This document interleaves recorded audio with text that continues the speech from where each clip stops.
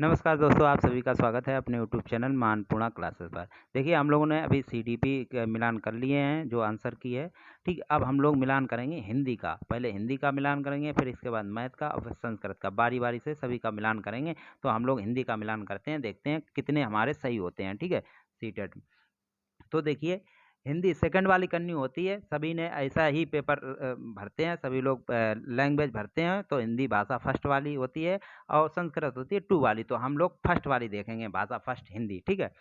तो देखिए, पहला क्वेश्चन यहाँ दिया गया था 91। उस युक्त का चयन कीजिए जो नीचे दिए गए उदाहरण से मेल खाती है। तो मैं भाषा पर ध्यान केंद्रित रखती हूँ, मैं इस बात का पूरा ध्यान रखती हूँ कि यह सही हो, ठीक। तो ऑप्शन ए दिया गया था परभाषा व्यवहार, फिर दूसरा दिया गया था याद करना, तीसरा दिया गया था पुनरावृत्ति यानी दोहराना, और चौथा दिया गया था स्वनिरीक्षण।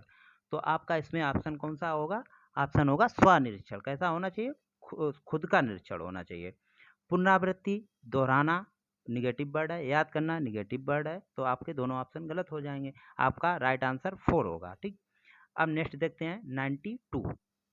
तो कक्षा सेकंड के विद्यार्थी हैं, एक कविता गा रहे हैं। यह मेरी नाक, यह मेरे कान। यह कविता गाते समय वे शरीर के जिस अंग का नाम लेते हैं उस अंग का स्पर्श भी करते हैं। अध्यापिका किस विधि का प्रयोग कर उन्हें सिखा रही है? तो कैसे सिखा रही है? विभिन्न दर्शन ग्राही करके, या श्रव्य भाषिक से, या संप्रेषणात्मक भाषा शिक्षण से, या समग्र भौतिक प्रतिक्रिया से। तो कैसे सिखा रहे थे? देखिए, आपने देखा होगा समग्र भौतिक प्रतिक्रिया, ठीक। तो आपका राइट आंसर कौन सा होगा? चौथा, समग्र भौतिक प्रक्रिया। अब देखिए नेक्स्ट 93। 93 में दिया गया था कि विद्यार्थी पिछली इकाई से शब्द लेकर 5 प्रश्नों के उत्तर समूह में देने का काम कर रहे हैं। वे अपने सवालों को एक समूह के साथ अदला-बदली करते हैं और सवालों के उत्तर देने की कोशिश करते हैं। यह किसका उदाहरण है? तो यह किसका उदाहरण हो जाएगा? सहपाठी आकलन का। किसका होगा? सहपाठी आकलन का। तो आपका राइट पहला ऑप्शन हो जाएगा। अब देखिए 94। मुझे यह काम बहुत ही पसंद है जब अध्यापिका मुझे एक कार्ड देती है जिस पर कोई शब्द या वाक्य लिखा होता है। मैं उससे संबंधित अभिनय करती हूँ और समूची कक्षा उस शब्द वाक्य के बारे में अनुमान लगाती हूँ। शिक्षार्थी की प्राथमिकताओं के साथ शिक्षार्थी की टिप्पणी की पहचान कीजिए। आपसे ये कहा गया था कि शिक्षार्थी की प्राथमिकताओं के साथ शिक्षार्थी की टिप्पणी की पहचान करना था। तो ऑप्शन ए दिया गया था कि जब मैं गतिबोधक तरीके से संलग्न रहती हूँ तो मुझे भाषा अच्छी तरह से याद रहती है। ऑप्शन बी दिया गया, जब मैं देखती हूँ तो मुझे भाषा अच्छी तरह से याद रहती है। ऑप्शन सी दिया गया था, जब मैं सुनती हूँ तो मुझे भाषा अच्छी तरह से याद रहती है। ऑप्शन 4 दिया गया था कि जब मैं कार्ड से वाक्य को याद करती हूँ तो मुझे भाषा अच्छी तरह से क्या आती है? याद आती है, ठीक। तो आपका ऑप्शन कौन सा सही होगा? आपका ऑप्शन होगा 1।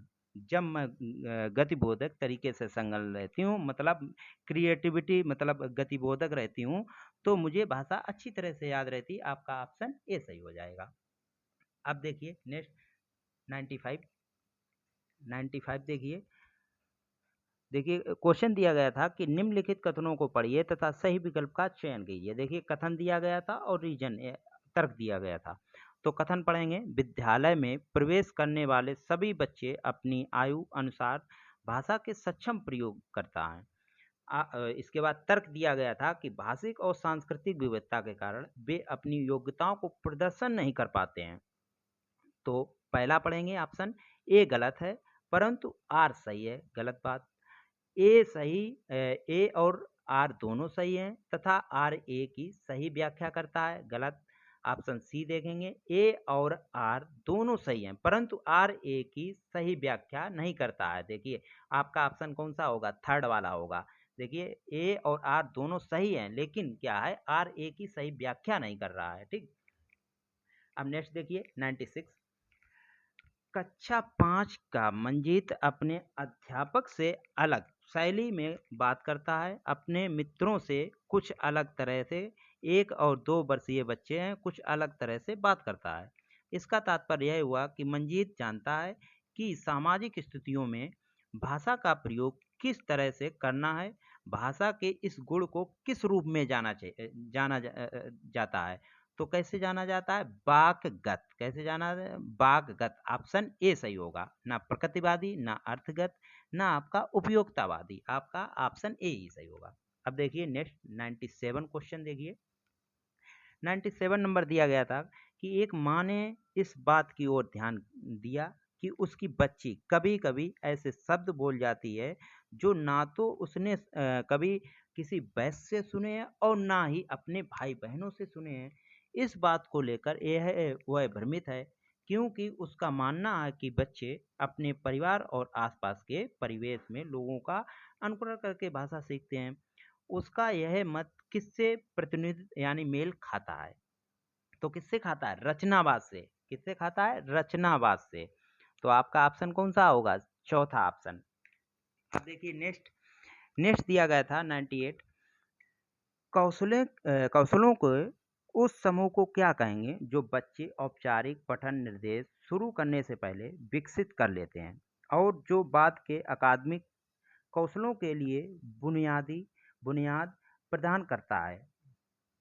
ऑप्शन ए दिया गया था अधगामी साक्षरता, ऑप्शन बी दिया गया था इमरजेंट समाधान, ऑप्शन सी दिया गया था उद्गामी पाठचर्या, ऑप्शन डी दिया गया था उद्गामी गुणधर्म।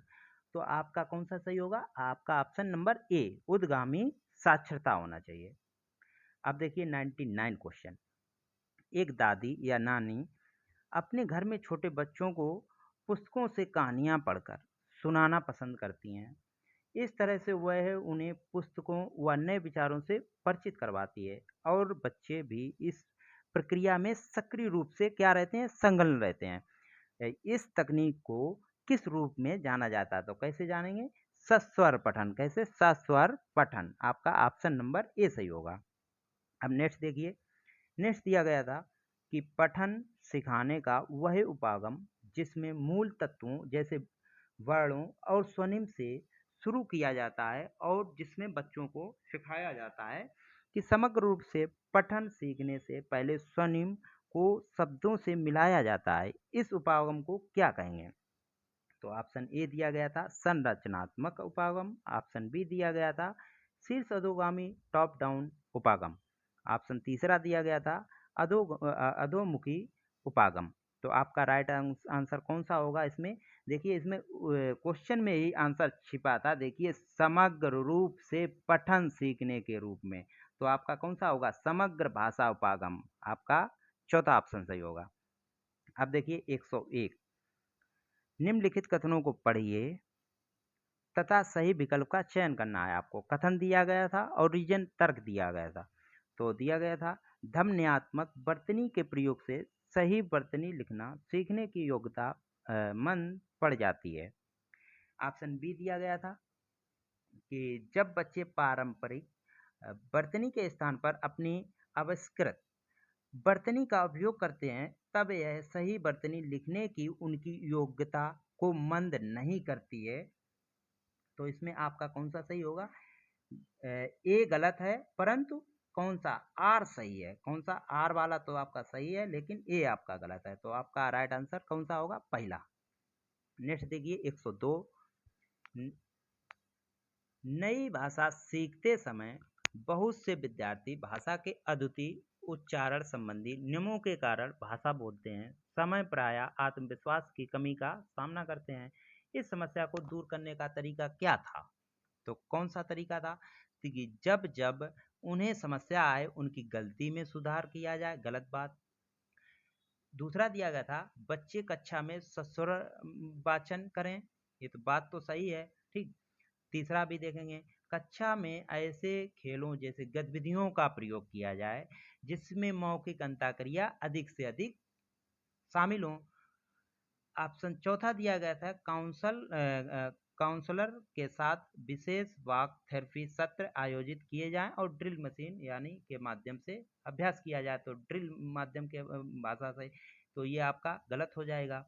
आपका राइट आंसर कौन सा बनेगा? आपका राइट आंसर तीसरा बनेगा। कक्षा में ऐसे खेलों जैसे गतिविधियां क्रिएटिविटी मतलब गतिविधियां भी एक्टिविटी भी हो और प्लस अंतःक्रिया, मौखिक अंतःक्रिया पर अधिक बल दिया जाए। ठीक, तो आपका राइट आंसर तीसरा। अब ये नेक्स्ट देखिए, नेक्स्ट दिया गया था क्वेश्चन नंबर 103। कक्षा थर्ड की अध्यापिका है, अपने शिक्षार्थियों को एक नई शब्दावली से परिचित करवा रही है। निम्नलिखित में से कौन सी नई शब्दावली सिखाने का प्रभावशाली तरीका है? ऑप्शन ए देखेंगे, अध्यापिका श्याम पट पर शब्द का अर्थ लिखे और शिक्षार्थियों को उसे याद करने के लिए कहे। याद करने के लिए कहे, निगेटिव वर्ड, गलत हो जाएगा। अध्यापिका शब्दों के विलोम शब्द बताए, गलत बात। फिर इसके बाद देखिए ऑप्शन तीसरा दिया गया था, अध्यापिका बच्चों को शब्दों की ठोस परिभाषा दे। परिभाषा पर बल नहीं देना होता है, निगेटिव वर्ड है, कट जाएगा। ऑप्शन देखिए चौथा, जब आपके 3 गलत हो गए तो चौथा ऑटोमेटिक सही हो जाता है। देखिए अध्यापिका स्थिति विशेष के अनुसार उस शब्द को अर्थ समझाने की क्या कर रही है, कोशिश कर रही है। हम नेक्स्ट देखिए, भाषा सीखना किससे संबंधित है? तो भाषा सीखना क्या है, कौशल है हमारा। हम नेक्स्ट देखिए, नेक्स्ट देखिए दिया गया था 105। ये थोड़ा बड़ा क्वेश्चन है, दिख नहीं पा रहा होगा, तो इसका मैं ऐसे ही बता दे रहा हूँ कौन सा सही हो जाएगा। इसका ऑप्शन नंबर चौथा सही होगा, लास्ट वाला सही होगा। पहला का दूसरे से मिलान करेंगे और बी का पहले से मिलान करेंगे और सी का तीसरे से और चौथे का चौथे से, पांचवें का पांचवें से मिलान करेंगे। तो आपका राइट आंसर इसमें चौथा बनेगा। कौन सा बनेगा? चौथा। ठीक, अब देखिए गद्यांश दिया गया था, तो गद्यांश के अनुसार आपको क्वेश्चन आंसर छांटने थे। ठीक, तो क्वेश्चन नंबर 106 देखेंगे, हम आपको उत्तर बता दे रहे हैं। ठीक है, देखिए गद्यांश के अनुसार क्वेश्चन पढ़िए। गद्यांश के अनुसार सबसे धन्यवाद कहने का क्या कारण नहीं था? तो दया, इसमें देखिए दया भी आया था शब्द, स्वार्थ भी आया था, संस्कृति भी आया था, स्वभाव नहीं आया था। कौन सा नहीं आया? स्वभाव। तो आपका राइट आंसर स्वभाव ही हो जाएगा। नेक्स्ट देखिए, हर बुराई अज्ञान के अंधकार में फैलती है, तो इसका तात्पर्य क्या है? इसका तात्पर्य क्या है?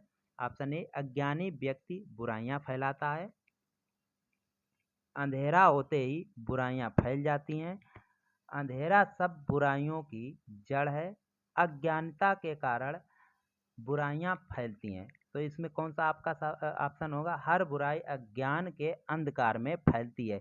इसका देखेंगे अज्ञान के अंधकार में फैलती है, तो इसका आपका ऑप्शन होगा अज्ञानता के कारण बुराइयां फैलती हैं। इसमें दिया गया था पैराग्राफ में। ठीक, तो आपका राइट आंसर चौथा होगा। सुख, क्वेश्चन देखिए क्वेश्चन नंबर 108। सुख दुख का कारण, सुख दुख का कारण क्या होता है? कर्म होता है। ये तो बगैर मतलब पैराग्राफ को देखकर ही कर सकते थे। ठीक, तो कर्म होता है। नेक्स्ट देखिए, गद्यांश के अनुसार प्रायश्चित के साथ साथ मानव को क्या करना चाहिए? क्या करना चाहिए? पुरुषार्थ करना चाहिए। कैसा करना चाहिए? पुरुषार्थ। नेक्स्ट देखिए क्वेश्चन नंबर 110, मन की कोठरी को स्वच्छ रखें से तात्पर्य। ये क्वेश्चन मतलब आपको क्या था, क्वेश्चन पढ़ के उत्तर देना था। इसमें आपको गद्यांश की कोई जरूरत ही नहीं थी कि मन की कोठरी, ये तो कहावत है, मन की कोठरी को स्वच्छ रखें। कैसे रख सकते हो? कि मन से जो बुरे भाव हैं उनका निष्कासन करिए, उनको दूर कर दीजिए, तो मन की कोठरी कैसी हो जाएगी? स्वच्छ हो जाएगी। आपको गद्यांश पढ़ने की कोई जरूरत ही नहीं थी।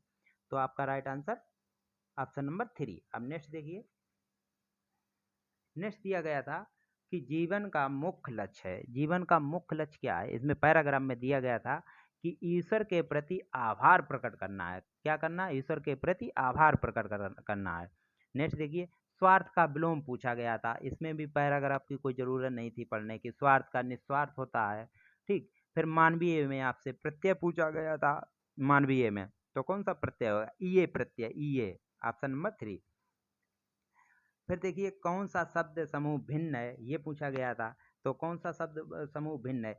शुद्ध का अशुद्ध विलोम होता है, सुख का दुख होता है, ज्ञान का अज्ञान होता है, तो अंधकार का क्या होगा? प्रकाश होना चाहिए। अंधेरा दे दिया गया। आपका राइट आंसर कौन सा होगा? चौथा हो जाएगा। नेक्स्ट देखिए, नेक्स्ट आपको पद्यांश दिया गया था कि आया समय उठो तुम नारी, युग निर्माण तुम्हें करना है, आजादी की खुदी नींव में तुम्हें प्रगति पत्थर भरना है, अपने को कमजोर ना समझो, जननी हो संपूर्ण जगत की, गौरव हो। अब इसमें आपको क्वेश्चन पढ़ने थे, आंसर देने थे इसी के अकॉर्डिंग। तो क्वेश्चन देखिए, क्वेश्चन दिया गया था आपको 115 नंबर का कि कविता का मुख्य स्वर क्या था? तो कविता का देखिए साफ साफ दिख रहा, आया समय उठो तुम नारी, तो स्त्री शक्ति का हो जाएगा। किसका होगा? स्त्री शक्ति का। फिर दूसरा देखिए क्वेश्चन नंबर 116 दिया गया था कि कविता के अनुसार स्वतंत्रता प्राप्ति में स्त्री की भूमिका है। तो स्त्री की भूमिका क्या है? संज्ञान योग्य है। नग्न मतलब छोटा हो गया, औसत मतलब एवरेज हो गया, अप्रासंगिक मतलब गलती बात हो गई, तो आपके ये तीनों रॉन्ग हो जाएंगे। तो संज्ञान योग्य है ये बात, ठीक। अब नेक्स्ट देखिए क्वेश्चन नंबर 117, स्त्री के लिए विशेषण का प्रयोग नहीं किया गया। इसमें देखिए क्या बोलते हैं, सबला शब्द का प्रयोग किया गया, न्यू शब्द का प्रयोग किया गया, ठीक। आज़ादी की खुद ही न्यू में तो ये आया है, ठीक। फिर इसके बाद देखिए चौथा दिया गया था गौरव। देखिए गौरव भी इसमें शब्द दिया गया था, ठीक। लास्ट में दिया गया था कि जननी हो संपूर्ण जगत की गौरव हो। तो आपका इसमें कौन सा अबला शब्द नहीं प्रयोग किया गया था, तो आपका राइट आंसर तीसरा होगा। अब नेक्स्ट देखिए, स्त्री की निर्माणकारी शक्ति का भाव कविता की किस पंक्ति में निहित है? तो कविता की किस पंक्ति में निहित है? युग निर्माण तुम्हें करना है। कहा गया था कि युग निर्माण तुम्हें करना है, दूसरी ही लाइन में दिया गया था। तो आपका राइट आंसर फर्स्ट होगा। अब देखिए नेक्स्ट कि कविता के अनुसार स्त्री स्त्री क्या है कविता के अनुसार?